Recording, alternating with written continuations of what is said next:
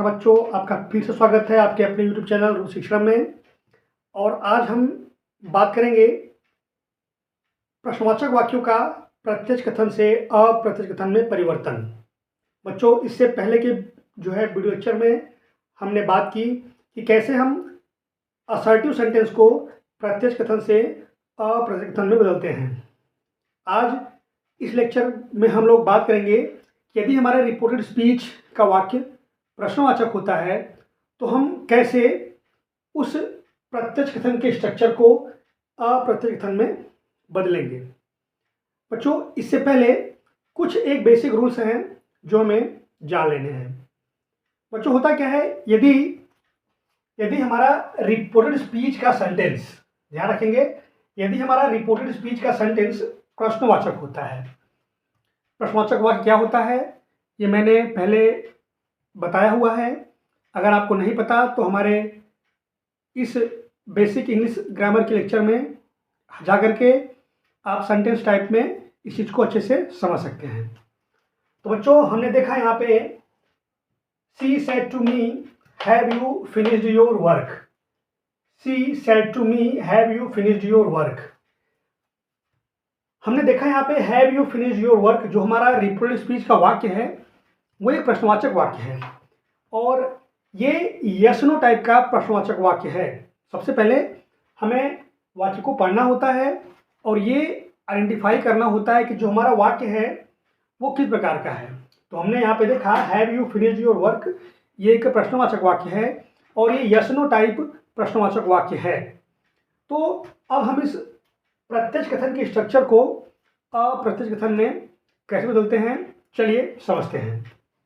तो यहाँ पे जो सबसे पहले हम परिवर्तन करते हैं वो ये होता है कि हम रिपोर्टिंग वर्ब, अगर से है तो आस्क, सेज है तो आस्क्स और अगर सेड है तो आस्क्ड में बदल देते हैं।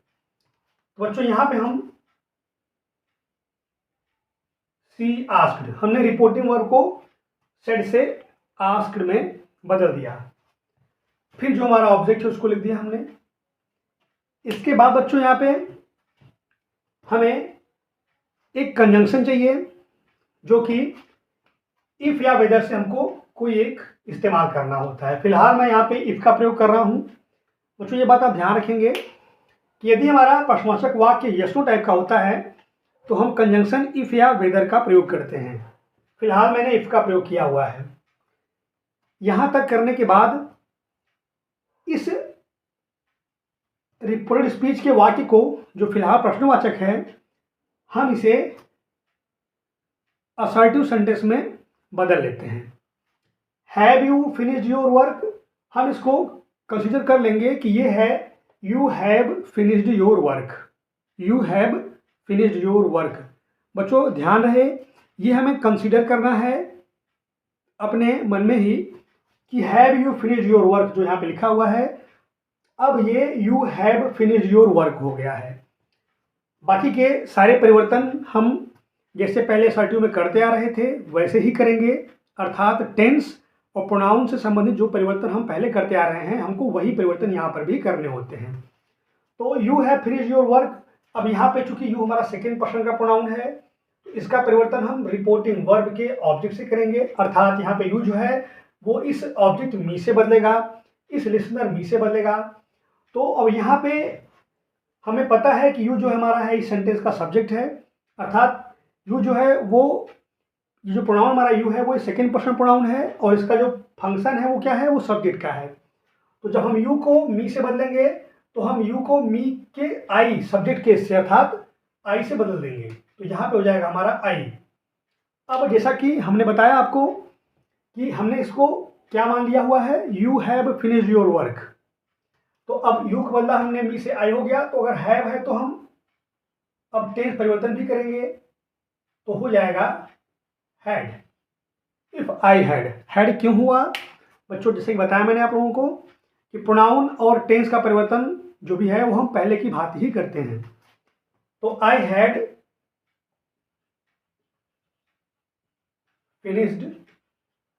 अब यहाँ पर हम देख पा रहे हैं फिर से प्रोनाउन आ गया है जो कि सेकेंड पर्सन प्रोनाउन है योर, ये भी बदलेगा रिपोर्टिंग वर्ब के ऑब्जेक्ट अर्थात मी से।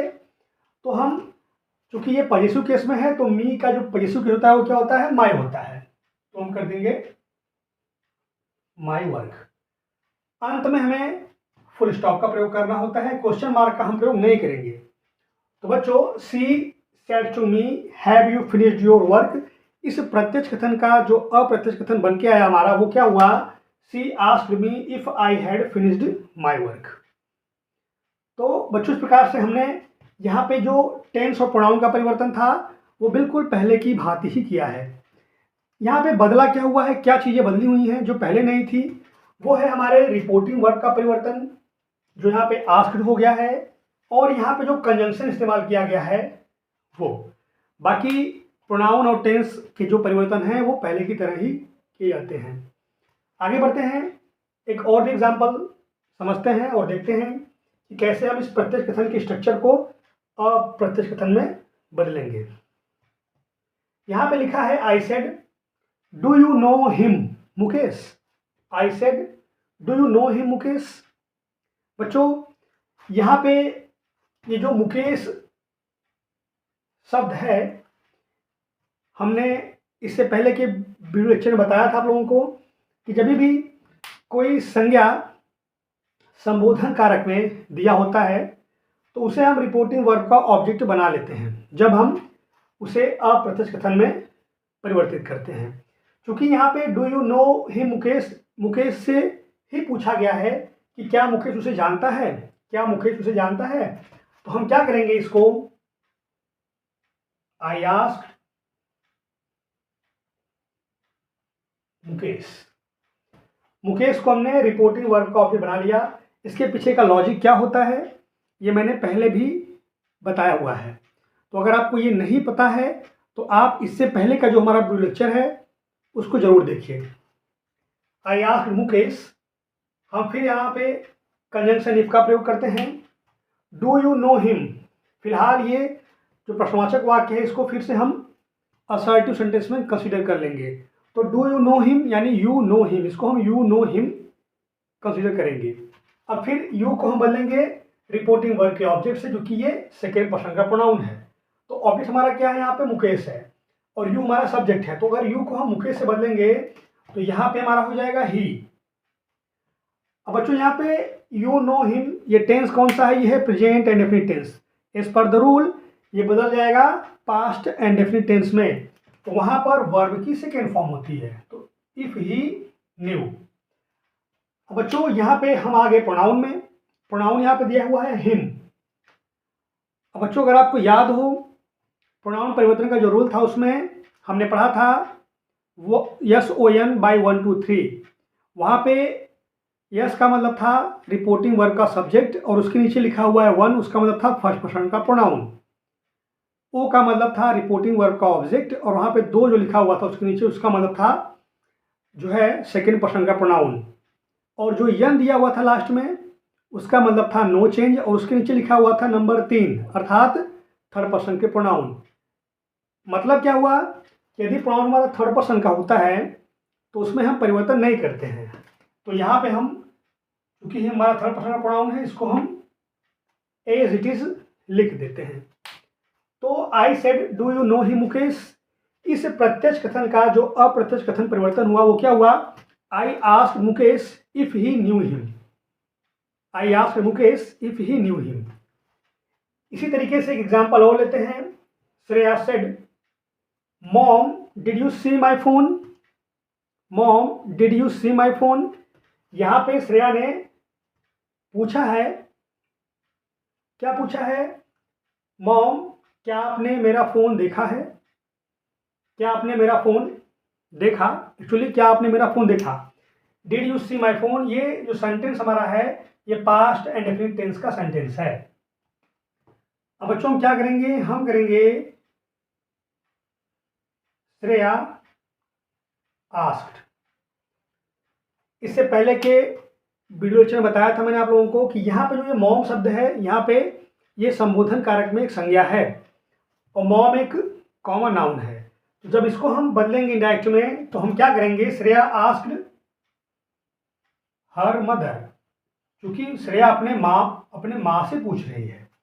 Shreya asked her mother if, यहाँ तक हमने इसको कर लिया है। इसके बाद did you see my phone, हम क्या करेंगे, इसको हम असर्टिव में कन्वर्ट कर लेंगे, यानी you saw my phone, you saw my phone. You बदलेगा मदर से तो सी हो जाएगा। अब यहाँ पे you saw my phone past indefinite tense का सेंटेंस है, हम टेंस चेंज करेंगे तो जाएगा पास्ट परफेक्ट टेंस में। तो if she had seen my phone, my जो प्रोनाउन है फर्स्ट पर्सन का, ये बदलेगा श्रेया से, तो हम क्या कर देंगे, हम कर देंगे हर फोन और अंत में लगा देते हैं फुल स्टॉप। अतः Shreya said mom did you see my phone का जो प्रत्यक्ष कथन बनेगा वो बनेगा Shreya asked her mother if she had seen her phone. बच्चों इसी क्रम में ही said will she marry me, will she marry me, यहाँ पे ही आस्क्ड, क्योंकि यहाँ पे कहीं ऑब्जेक्ट नहीं है ना हमको लेना है, तो हम इसके बाद सीधा कंजंक्शन इफ का प्रयोग कर देते हैं। He asked if will she marry मी, हम यहाँ पे इस सेंटेंस को जो फिलहाल प्रश्नवाचक है इसको असर्टिव में कन्वर्ट करेंगे तो क्या हो जाएगा, she will marry me, she will marry me. यहाँ पे सी चूंकि थर्ड पर्सन प्रोनाउन है तो ये बदलेगा नहीं, इसको हम सी लिखेंगे। विल मैरी मी, विल को हम बदलेंगे टेंस में तो वुड हो जाएगा, और उसके बाद यहाँ पे जो लास्ट में मी लिखा हुआ है चूंकि ये फर्स्ट पर्सन प्रोनाउन है तो बदलेगा रिपोर्टिंग वर्ब के सब्जेक्ट अर्थात ही से बदलेगा, और चूंकि ये ऑब्जेक्ट केस में है तो ही के ऑब्जेक्ट केस का इस्तेमाल हम करेंगे और यहाँ पे हिम लिख देंगे और लगा देंगे फुल स्टॉप। तो बच्चों इस प्रकार से हम प्रश्नवाचक वाक्यों के प्रत्यक्ष कथन को अप्रत्यक्ष कथन में बदलते हैं। बहुत ही बेसिक सा कॉन्सेप्ट है। अगर आपने असर्टिव सेंटेंस को बदलना सीख लिया तो लगभग सारे रूल्स वही होते हैं। कुछ एक परिवर्तन जो अलग हैं वो मैंने बताया आपको कि हम रिपोर्टिंग वर्ब को आस्क में बदल देते हैं, और कंजंक्शन जो हमारा होता है वो दैट नहीं होता बल्कि इफ या वेदर का प्रयोग करते हैं। फिलहाल हम बात कर रहे हैं यस नो टाइप प्रश्नवाचक वाक्यों की। अगले वीडियो में हम बात करेंगे यदि हमारा प्रश्नवाचक वाक्य WH टाइप का हो तो परिवर्तन किस प्रकार से किया जाता है।